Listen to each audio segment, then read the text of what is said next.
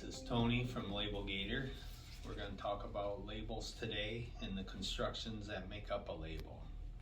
And so on the typical horticulture labels that you have, we have multiple parts on the label before we get to the label material.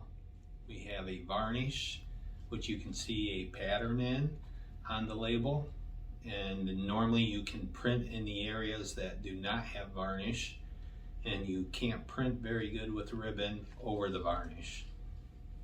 And then we have the ink system that is below the varnish that the varnish is protecting. Then we have the label face, which in this case is a 2.6 mil polypropylene, and underneath the face we have an adhesive. In this case it's an acrylic emulsion adhesive, a high tack. And then we have a liner. The liner has a silicone coating on it. It's normally a 40-pound liner. They call it an SCK liner, Super Calendared Craft. It's bleached so it's white, and you can fill the silicone on the top. The silicone has a release value that allows the label to separate off of the liner. And that release value can be changed so that you have a tighter release or a looser release. If you have labels predispensing on your applicator around rollers or tight circumferences, it may be that it's a real loose release on that liner. And then the back of the liner is just uncoated paper. So those are the components that make up the labels used in the horticulture industry. Sometimes this liner can be substituted with a film liner. Right now there's a paper shortage in the industry, and some companies are substituting the paper to the film. Your applicator has a photo eye on it that will be seeing the gap in between the difference of the thickness, the opacity of the label on the liner and just the liner, and that's what tells it to advance. And sometimes you have to adjust that if you get a different type of liner, one that's more opaque than the current liner you're running, or if it's a clear film liner. You may have to adjust the label sensor on your applicator. Now, one of the other problems that get encountered quite often is that the label comes around the peel plate and it follows it around, or it starts to rip the liner as it's separating.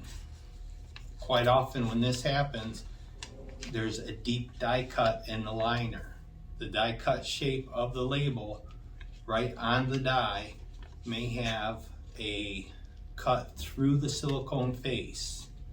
Once we puncture the silicone face, we force a little bit of adhesive down into the paper below the silicone face, and it locks up with that paper. So then when you try to separate, it causes the liner to delaminate itself a little and just rip as the applicator comes around. So if you're having a lot of rip problems at the edge of the peel plate, you need to check the die cut on the liner. And here's a little test that we do. You can go around the labels so that you know where the die shape is with a magic marker, and then peel the labels off the liner.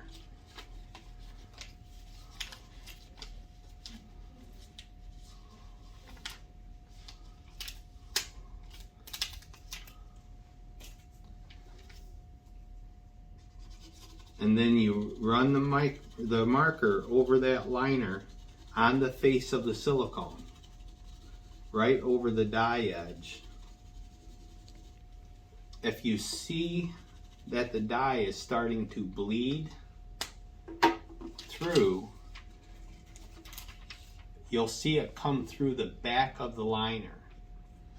You can see it darken on the face of the liner where the die cuts are, and you'll see the ink bleed through and mushroom on the back. That's a deep die cut. These will cause you problems on your applicator peel plate assembly. So it's a simple marker test by going around the die strike on the face of the liner with a permanent marker, and then if it bleeds through to the back, you can tell that you've got a die cut problem with the labels. And if we do that with normal labels that don't have a die cut problem,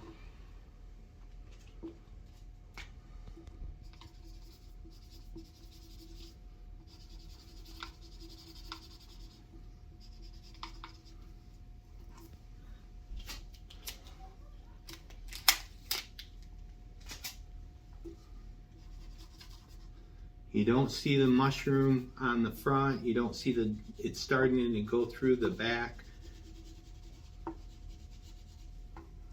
So I don't expect on the back you will see a die cut problem. So these are the things to understand when you're having dispensing problems at the peel plate or torn peel edges. One thing to check is the label itself, normally for die cuts.